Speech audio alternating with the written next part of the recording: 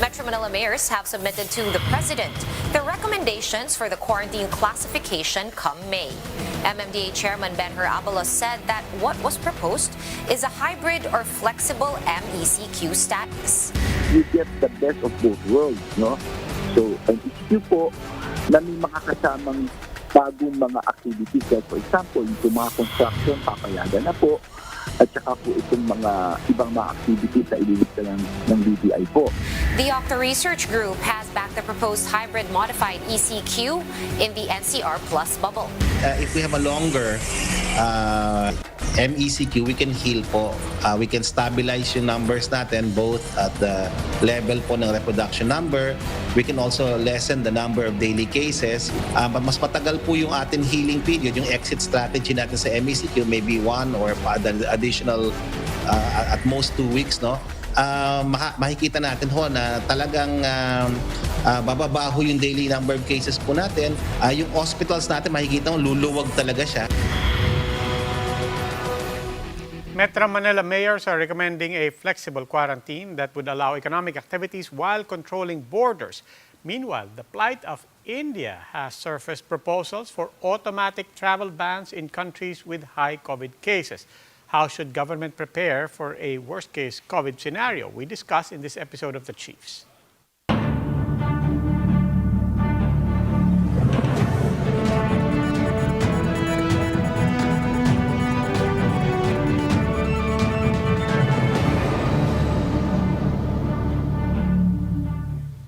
Welcome to this special edition of The Chiefs. With me online are Ami Pamituan of the Philippine Star and Lucy Cruz Valdez of News 5. Ladies. Hello, Robbie. Good Hello, evening. Ami. Ami, obviously, malaking balita ngayon yung recommendation to extend the MECQ. Pero naintindihan mo ba? I mean, are you monitoring? What does that mean? Ano ibig sabihin ng HM? Ha? Flexible na siya. Flexible, modified, enhanced community quarantine. No. Dito tayo, no? Official, o yun bang official designation? Flexible. No, Flexible MECQ. Hybrid or flexible. Okay. Yeah. So, but as far as you've monitored today, what exactly does that mean? Ibig sabihin, madadagdagan yung possibly, construction, barbershops, and other personal care services.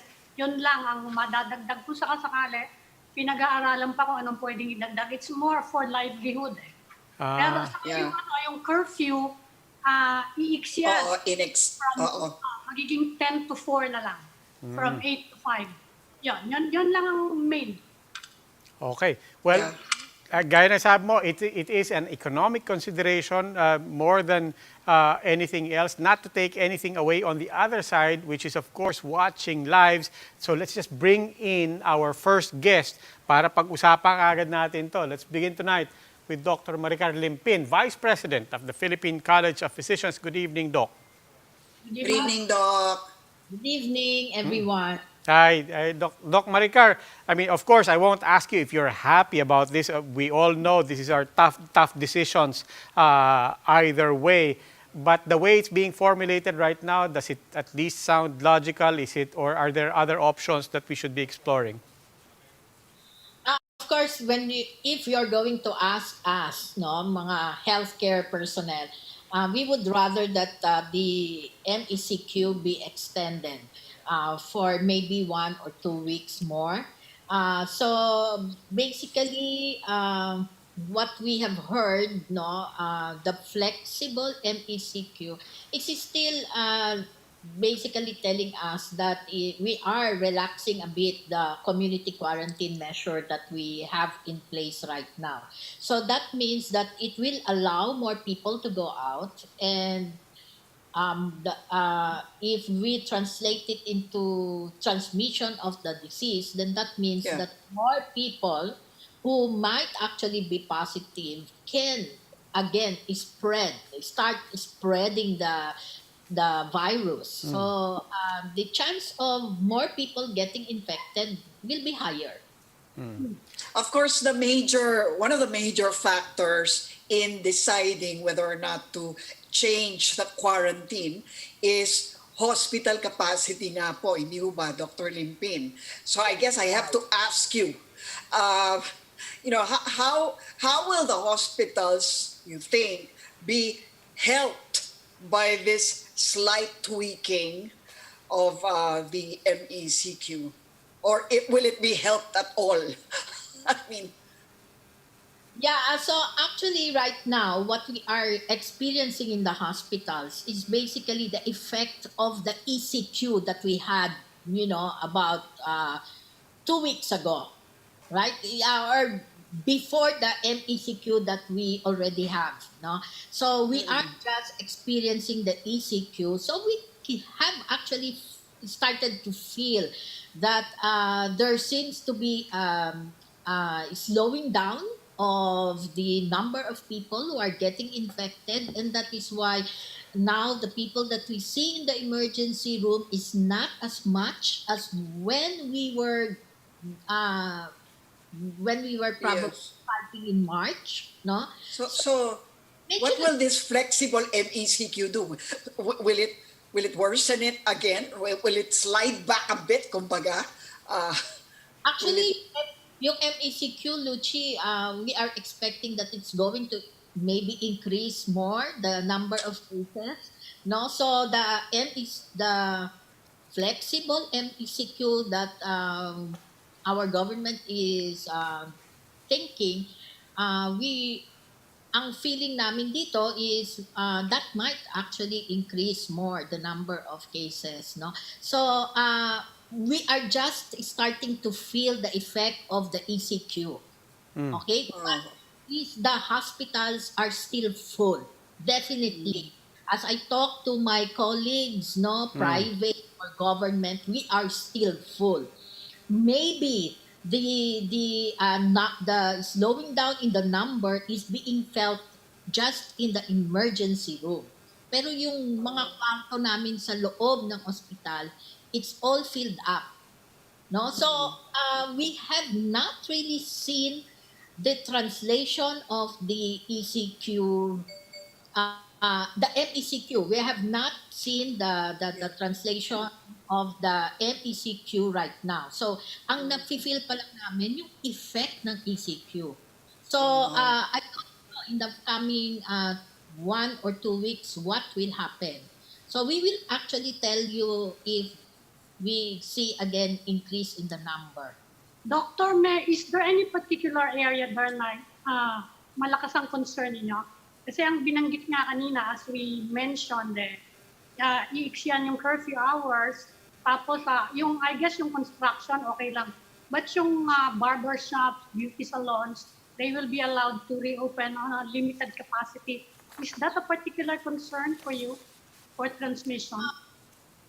Of course, no. As we number one, the main concern probably is the shortening of the curfew because it allows more people to go out and especially at night. Wala naman na tayo masyadong gagawin sa gabi, no. So maybe a lot of those people who will be going out at night will probably be going out just for what? For fun, or so the Well, chance of giving us. Ni raw transport daw, Apa, ma'am.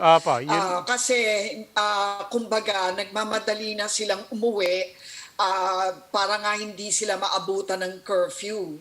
So ang ginawa, sinorten nga yung curfew hours to give people time to basically go home. para hindi I mean, magsabay-sabay ang yes. way. Pero idagdag ko na rin po doon because yesterday we were talking to economist Mr. Leco, Professor Emmanuel Leco. Leco, and he was saying beyond yung allowing people to spread out their travel time para hindi siksikan, we might as well also consider extending the work hours and adding to the shifts para again, hindi Yeah. sabay-sabay ang dagsa ng mga tao either going to work or going home.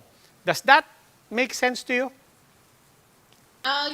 Yung pag-spread ng number of or changing the shift, the time shift of people, that makes some that gives some logic, no, because it will allow less people, no, congesting the transport, no, the transportation service, and also less people going to going out at the same time, no? So I think that will be favorable. Um, but still, no, ang worry natin dito will be, um, I still have to see whether uh, the transportation service is safe for our people. Kasi nakikita ko pa yung dami ng mga plastic, no, that are being used. Hindi pa yata napapalitan yung plastic na yan. Dikit-dikit pa rin. Yes. And then ang pinaka-barrier lang nila is that plastic, no? So tabi-tabi pa rin sila.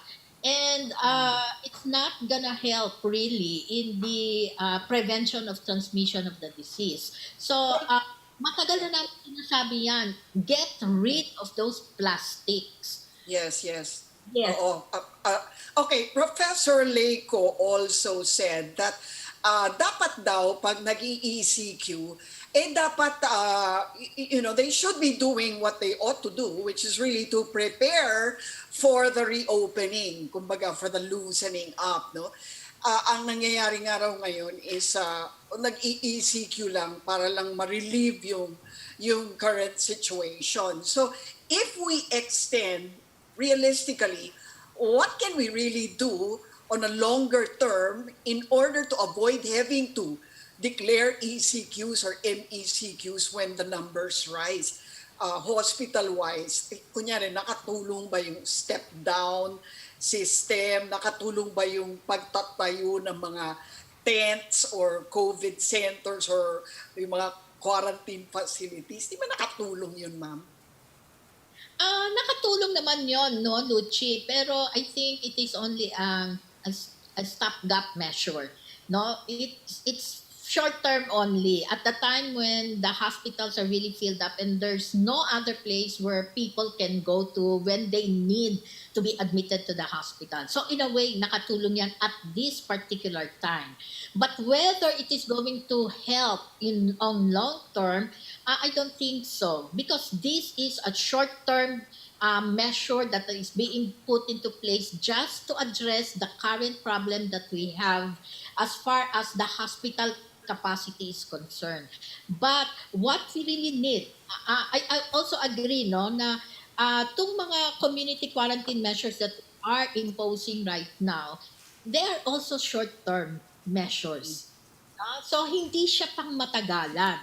And we cannot really afford to have, and I have to agree, even if I'm not a businessman, I have to agree that prolonging the community quarantine too long will really have a negative impact on the economy and even per family, no, yung livelihood nila, it's going to have a negative impact. So what we really need are long-term programs that should be put into place, and that should include rigorous contact tracing, no, na interoperable dapat yan with every city or even every LGUs within the country, and we have not seen that happening yet.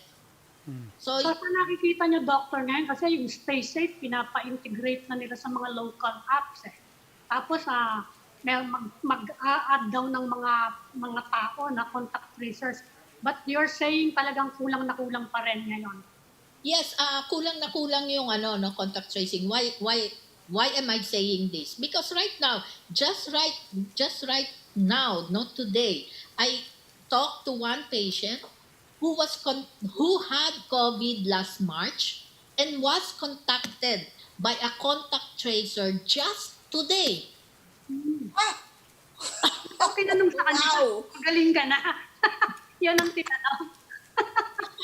Yun kaya nga actually, that person, she was talking to me at that time that she was being questioned about about that contact tracer. So sabi nga namin, too late naman yung contact tracing na yan.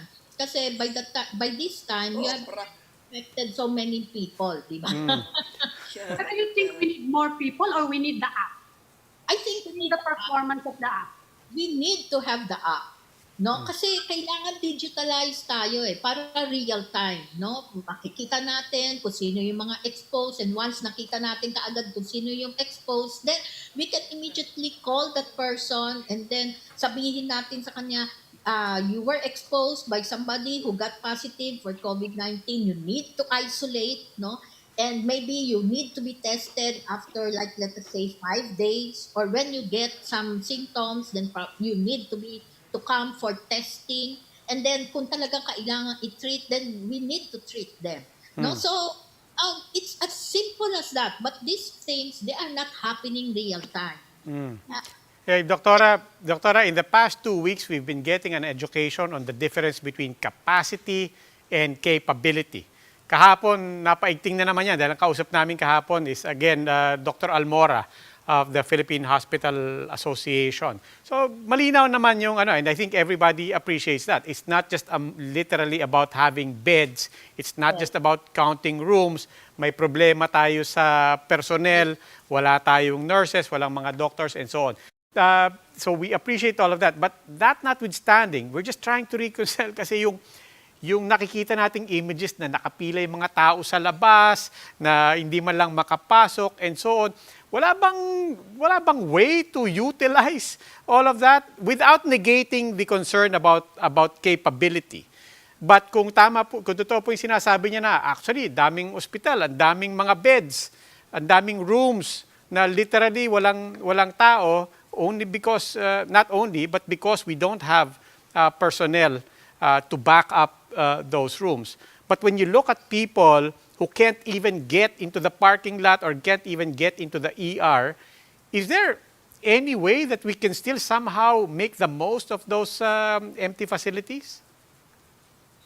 I think that those empty facilities are really meant for patients who are sick but not sick of COVID. So we cannot neglect these people, and we need to have a space where we can put them when they come to the hospitals, for the needed attention.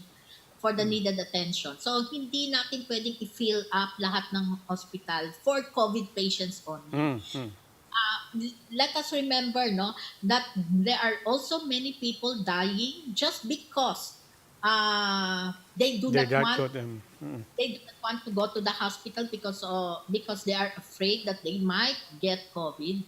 But in the process, pumupunta din sila sa hospital, and by the time they get to the hospital, actually they come in dead on arrival. Malala na.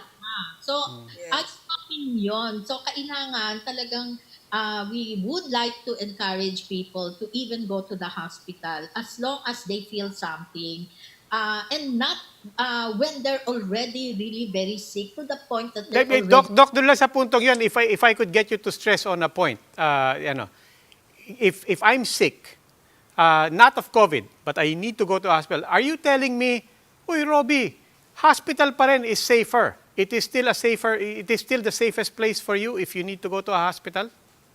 Yes, it is still the safest, and it's the place where you can go when you need medical attention. Okay. Rather than stay at home and then get yourself really ill, and by the time you seek help, it's already too late. Wala na kami magagawa. So, we'd rather that they go to the hospital, and hindi naman talaga basta-basta magkakaroon ng COVID-19, no? We are separating patients na with COVID-19 from those without COVID-19. So there is a separation, no? So we make sure that the other patients will not get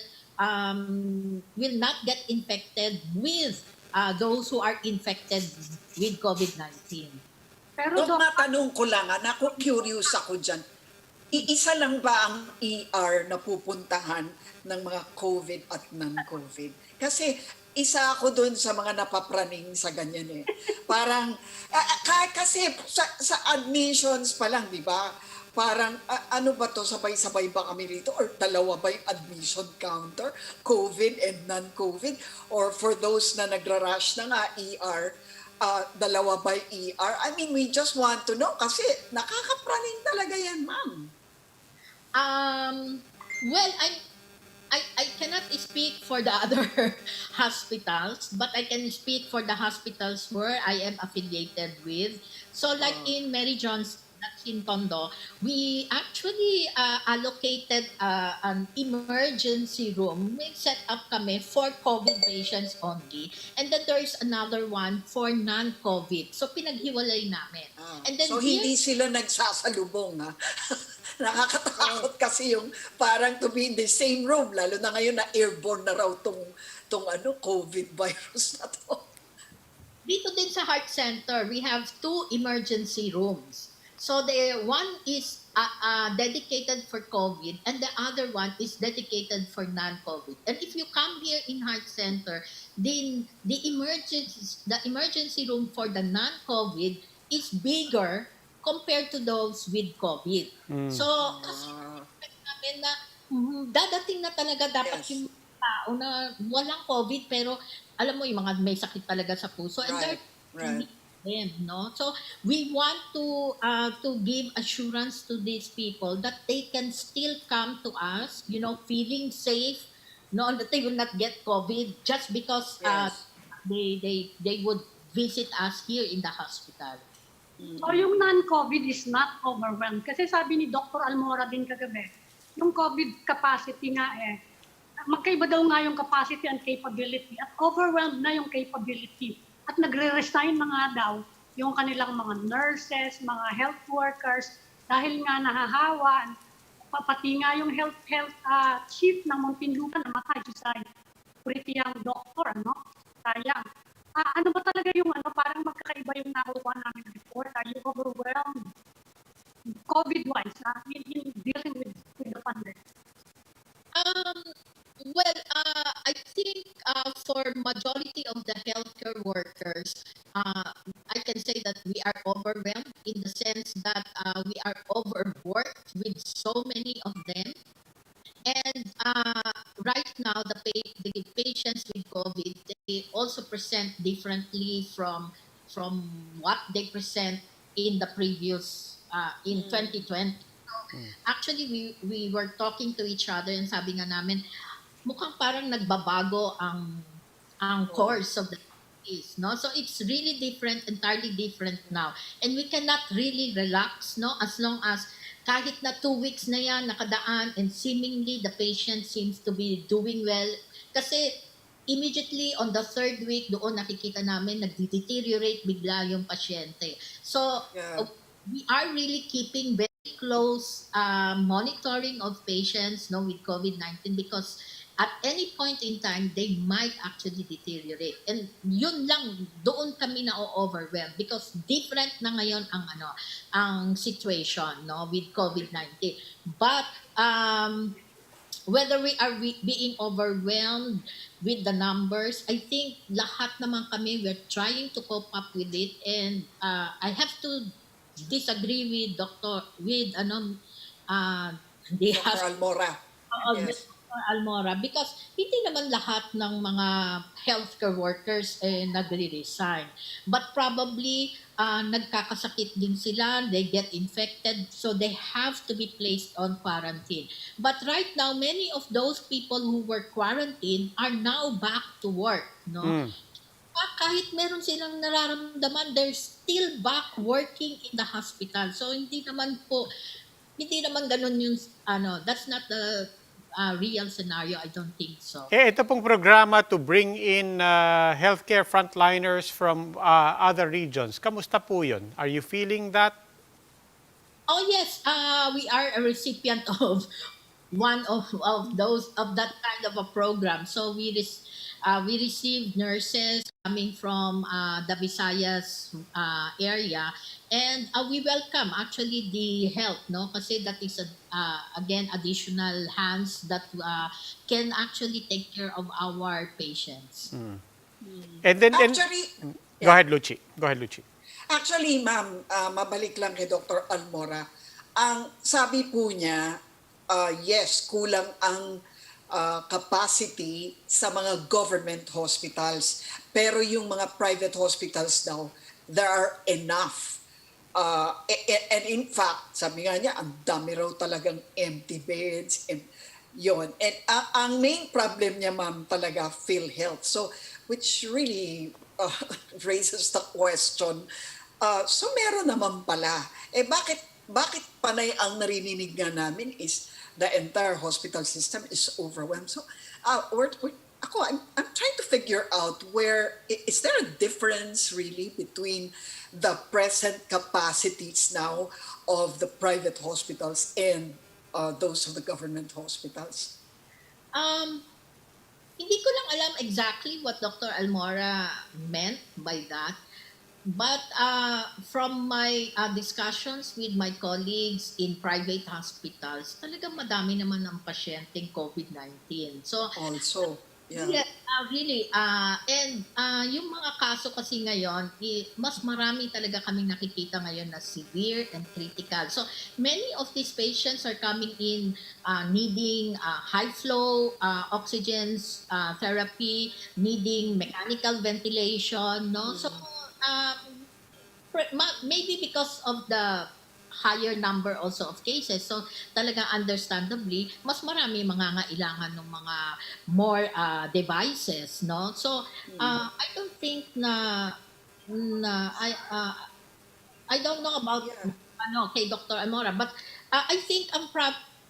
I think capability is one problem also ng mga private because I am also involved with private institution, and ang malaking problema kasi nila like the nurses, no, they might actually, some of them, I have to agree, some of them would probably be resigning, but the main reason kung bakit sila nagre-resign, other than the fact that nagkakaroon nga sila, they are quite afraid of being getting sick from COVID-19. But I think the other factor there is because of the lower salary that they are. Salaries.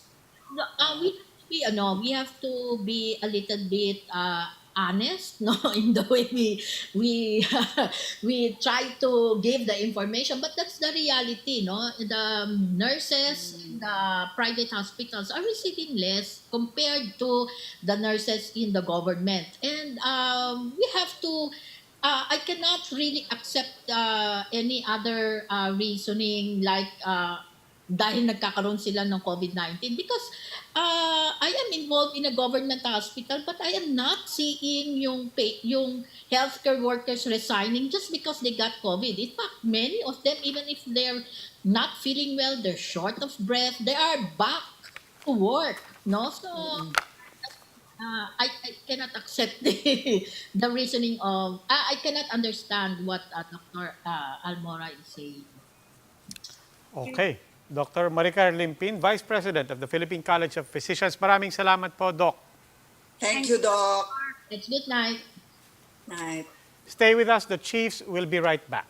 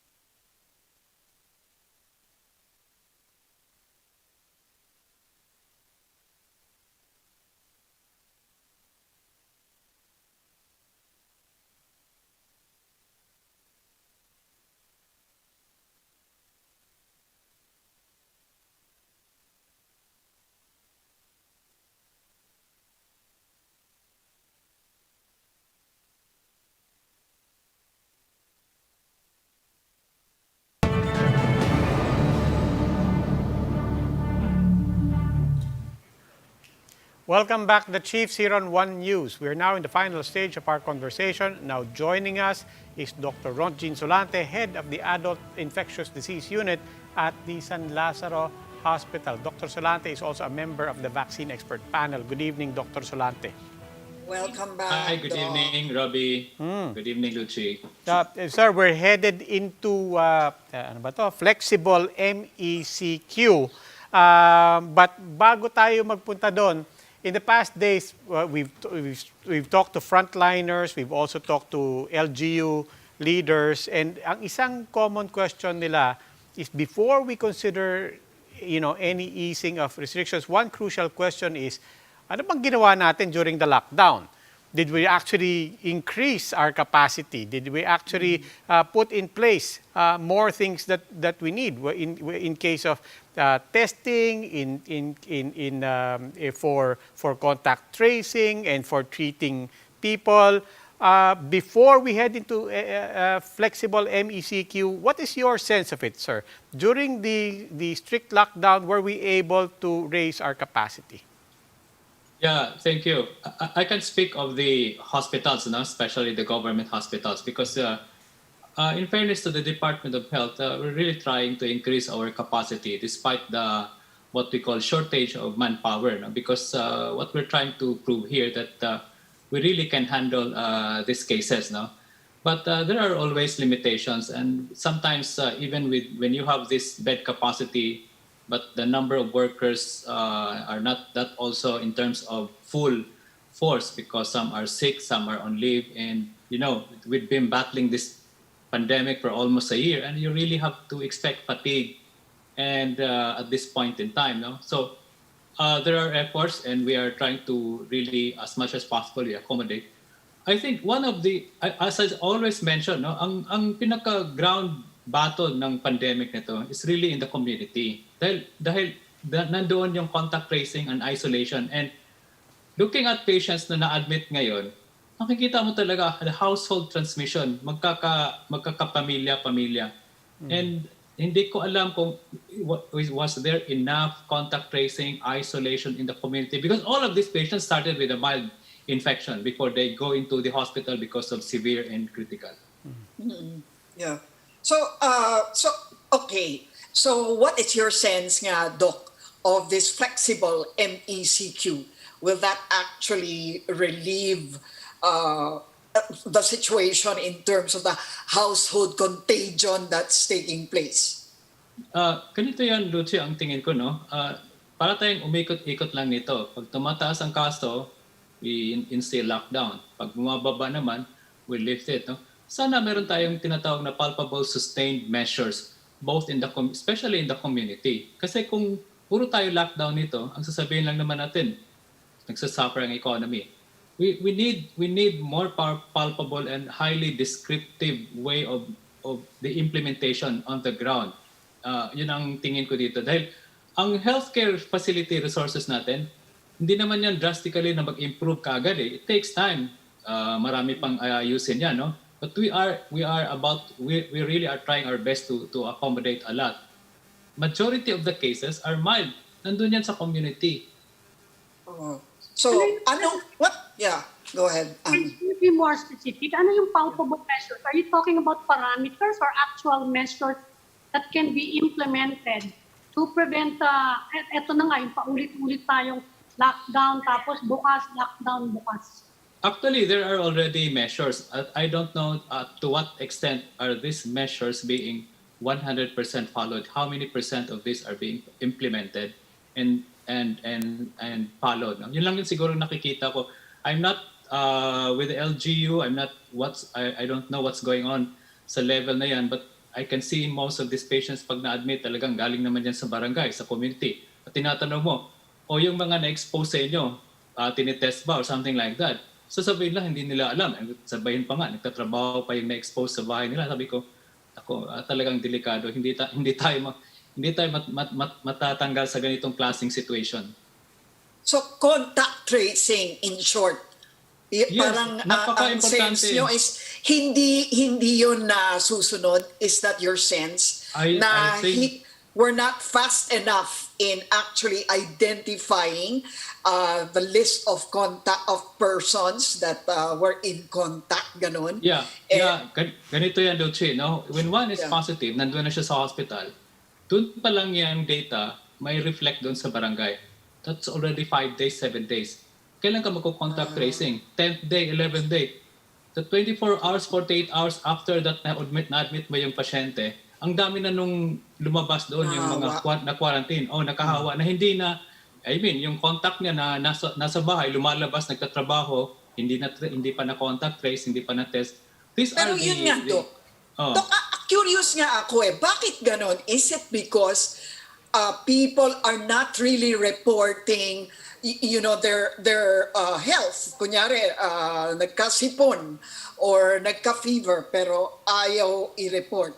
Kaya tuloy, hindi rin alam na mga kasama niya sa bahay or kapitbahay niya or katrabaho niya na actually may sipon na siya or may fever na siya. Ganun ba yun? Yeah, Is that your sense of it? Yeah, that's the other factors, no? Kasi kadalasan talaga ayaw salbihin na meron silang this virus has created an element of stigma maski sa bahay or sa mga kasi 'di ba nakikita natin pag nag-positive ka, i-isolate mo yung bahay tapos hindi ka na makalabas. That's the other stigma Doc, that goes with it. Doc, nabanggit nyo nga yung how complicated it is just trying to consider yung timeline ng tao, no? Counting from 5 days to 11 days, tapos 2 weeks na. Like you said, gaya nga binanggit ni Dr. Limpin kanina. 2 buwan 2 buwan bago umabot dun sa pasyente niya. But give us an idea, dun lang po sa first contact, when by the time the patient tells the hospital and you calculate na 7 days na to, dun lang po sa unang bugso na yon, ilang tao na po yung kailangan directly on average, ano po ang experience nyo? Ganito yan, no? So one patient admitted sa hospital. 7 days prior to that, meron na siyang sintomas. Pumunta lang siya ng hospital on the 7th day dahil hindi na niya kayang huminga. Now that 7th day, window of 7th day, ilan na yung tao sa bahay na nahawaan niya. Okay. Yung nahawaan niya, walang sintomas, pumapasok pa rin sa trabaho, ilan doon ang merong asymptomatic transmission. I mean, those are the cycles of the transmission na nakikita natin dito. Bakit kabit-kabit? Okay. Next pa din problema, Doctor, di ba? Yung tagal ng paghihintay ng results ng test. Yes. Isa pa yan, di ba? Kasi you're correct, Ami. That's very crucial. That's why kung antigen test or whatever is that, mas mabilis na ngayon, but saan na anong ginagawa natin? Reconfirm pa yan Yung actual na RT-PCR, ang tagal-tagal Between 3 or 4 days, magtatrabaho pa yan usually Habang naghihintay ka, hindi ka sigurado, di ba? Yeah, so I think ang crucial player dito is the barangay, no? So kung honest lang siguro tayo, may sintomas, once na meron kang sintomas, you call the barangay para at least there will be isolation parameters na i-follow natin and then do the test.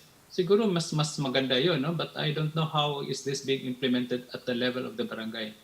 Actually, si Dr. Almora, sinuggest niya rin in one of his guestings here na dapat daw kasi hayaan na ang mga tao na mag-test ng sarili nila.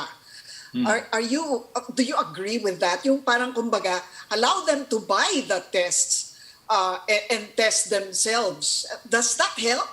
I mean, I know that the government has said, no, that cannot be allowed yet. I forget the reason why. But do you agree with that?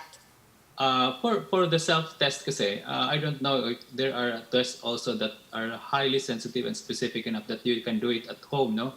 Except for the rapid antigen or the rapid antibody, no? But okay lang yan, but it should be guided by a physician then. Para kung ano man yung result, there will be coordination. Kasi pag nag-test ka on your own, tapos alam mong positive, itatago mo lang yung sarili mo, hindi mo sasabihin yan, positive ka. Yes. Those are the gaps na nakikita ko rin. Okay, bukod po sa home testing, meron din ngayon yung home care kit naman na sinusulong. No? Ano po ba yung objectives nito? Does it just decongest our hospitals or are there other potential benefits to it? But at the same time, what are the complications to it? Sounds so simple, but I imagine it's not that simple. Well, ang home care kit malaking bagay at may tulong sa healthcare facility dahil most of the experience before was that even mild symptoms, they go to the hospital and that's causing the congestion, no? Sasabihin ko, meron akong pera, kailangan ko mag-admit, huwag mo akong tanggihan, may pera naman ako eh. No? Yung mga gano'n, no? But now, when you have home care, instead of that bed that will be occupied by the mild disease, i-allocate na lang natin yan sa more severe and critical patients, no? Ang ano sa home care is it's a good measure na at least sa bahay ka lang, but there should also be close supervision by a doctor. Ganitong na nangyayari sa mga home care, no? Especially ng mga highly vulnerable, 60 years old and above, no? They have to be closely monitored kasi sometimes may mga pasyente tayo na sa home care pero on the 5th, 6th, 7th day they become severe and then they thought na okay lang yon, pupunta sa hospital, talagang wala ng oxygen, doon pa lang pupunta kung wala ng oxygen. Dapat yung day before or there should be some guidelines na pag i-monitor sila, pag ganito na yung status ng katawan mo or ang mga sintomas mo, they should not wait for that time na severe na sila. Okay, So, but Doc, yung interface of having to talk to a doctor or for that matter, going to the hospital to consult, hindi nawawala yung element na yon. I ask because, syempre, some people are also asking, "Oy, home care kit, sounds like a good idea. Pwede bang i-DIY ko na lang yan sa bahay? Ano ba yung listahan dyan? Ako na lang bibili. Can I just do that? Or is kailangan pa rin yung interface sa mga doktor? You have to have an interface with the doctor. Kasi kung meron kang home care, and then what will you do when your symptoms become severe or nagpo-progress ang symptoms mo? Right. Okay. Doc, matanong ko lang dahil na-bring up ni Dr. Limpin ito, no? She was saying na parang the COVID now presents itself in a different way compared to how it used to present itself. Can you give us more details on how different the COVID you're dealing with is now?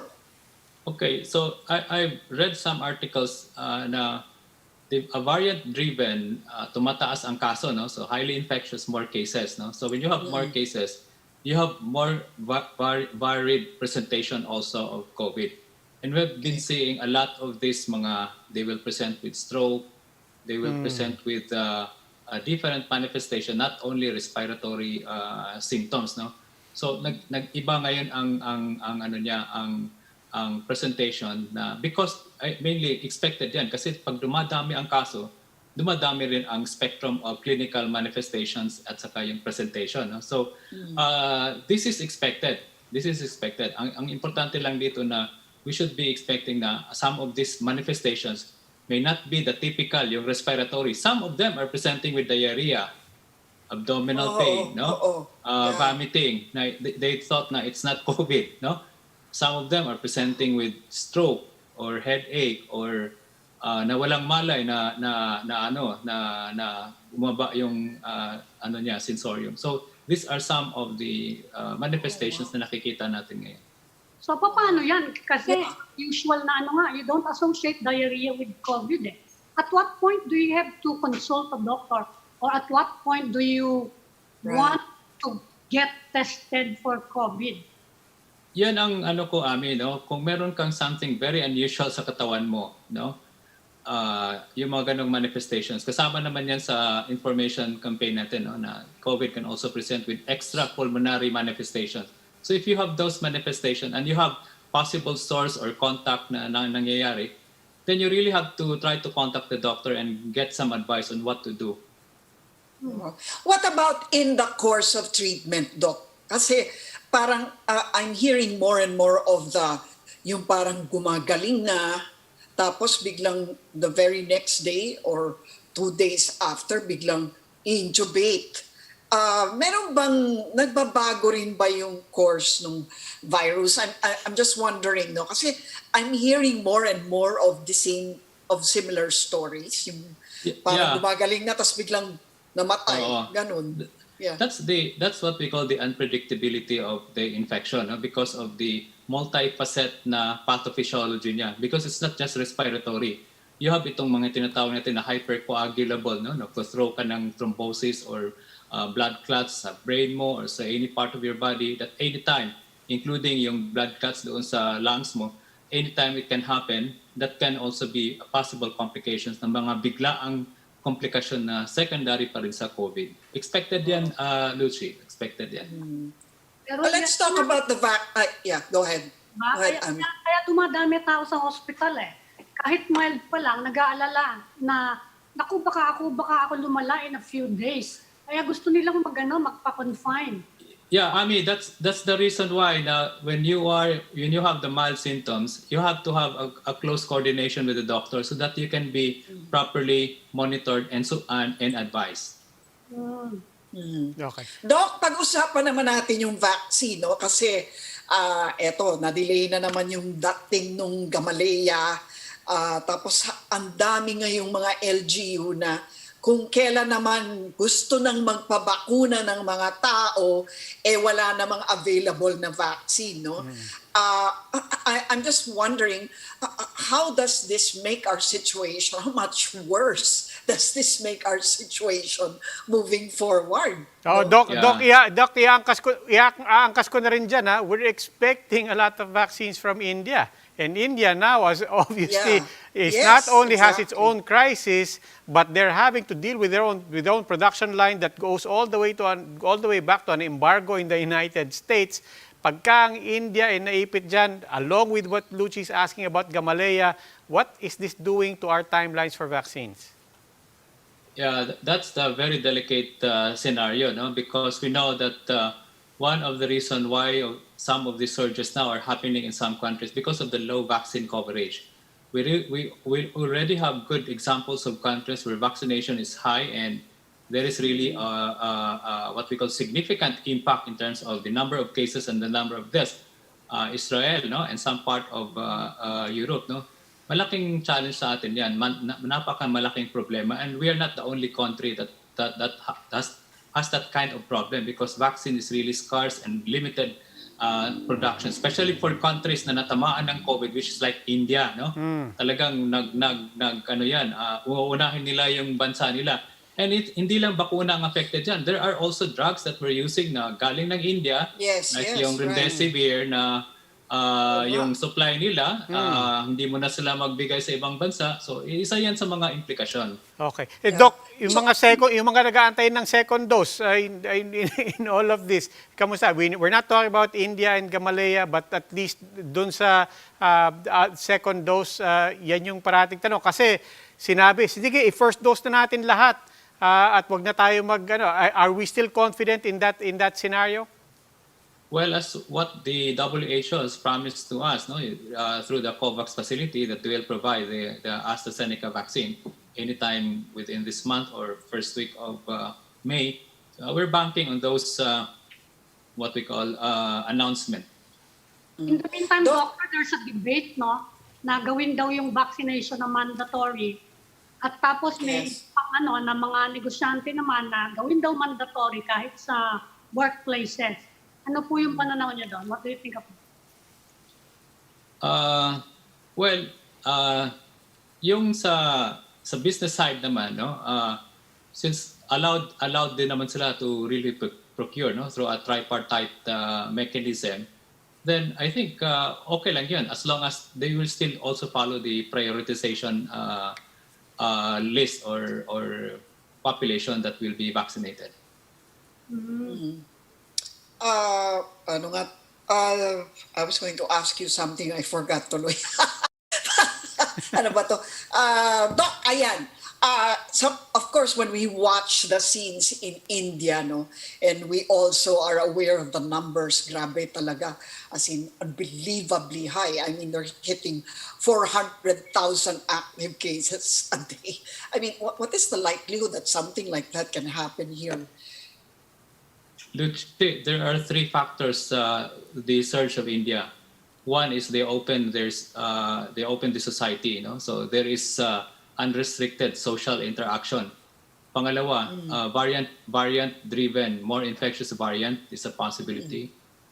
Of course, pangatlo, I always imply this, no, low vaccine coverage. So, yun pinaghalo-halo natin yan, talagang mataas.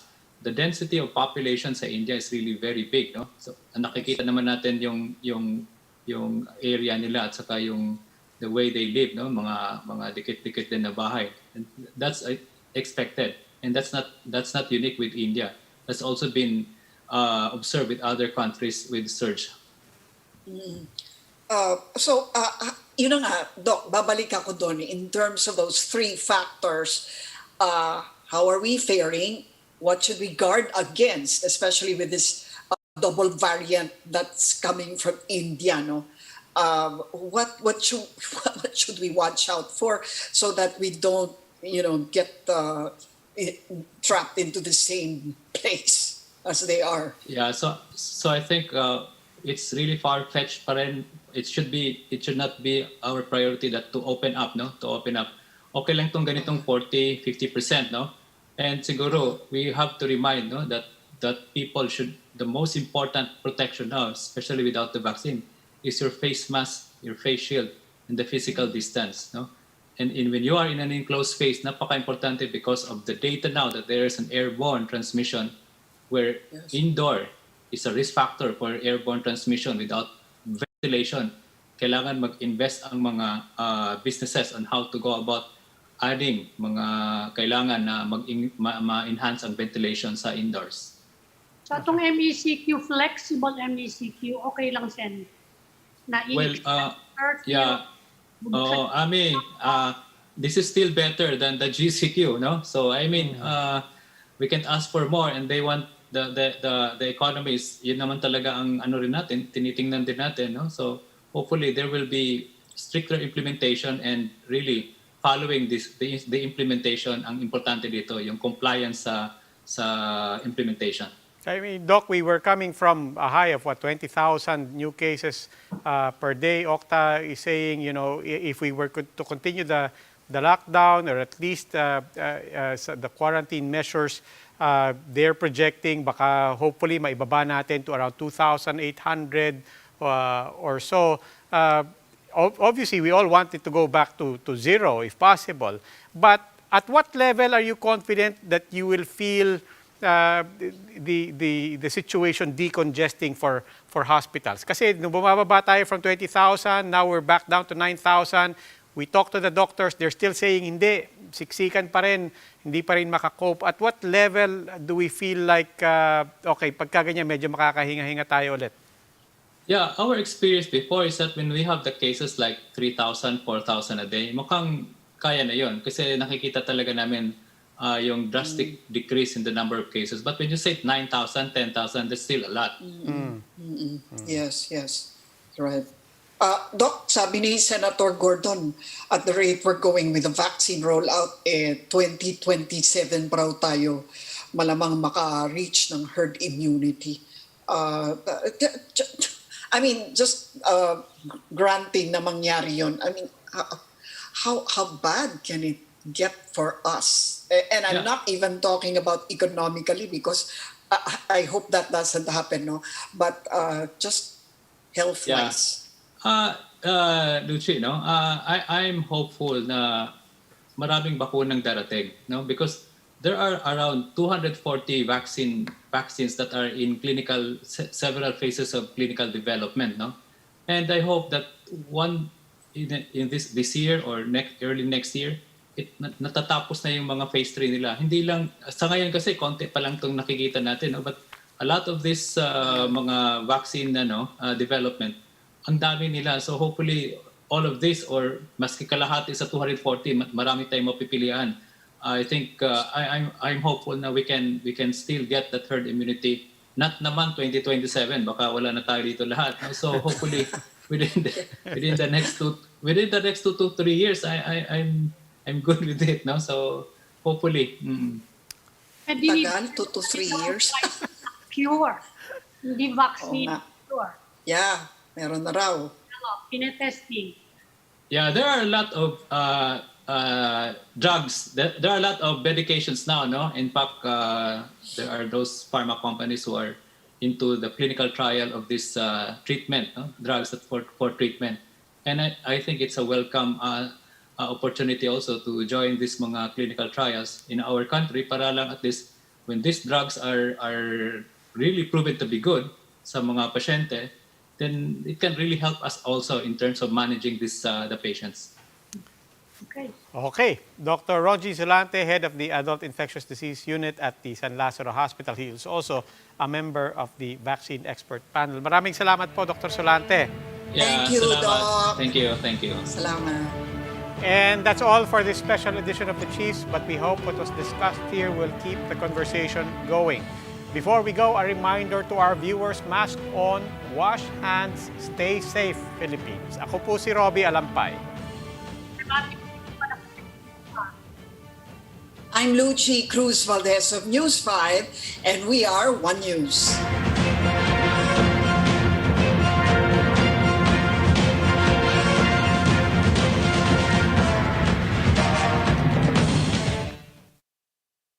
Rise of COVID cases in the country.